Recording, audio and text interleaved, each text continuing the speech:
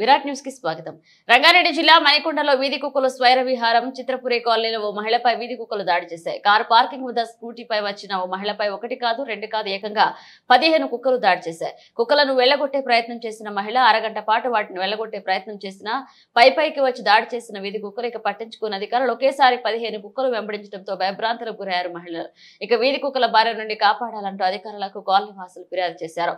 గతంలో అదే ప్రాంతంలో తల్లి కొడుకుపై విచక్షణ రహితంగా దాడి చేశాయి వీధి కుక్కలు. ఒక్కరోజు మాత్రమే హడావుడి చేసిన అధికారులు వీధి కుక్కలు గాలికి వదిలేశారు. అధికారులు ప్రాణాలు పోతున్నా పట్టించుకుని సంబంధిత అధికారులు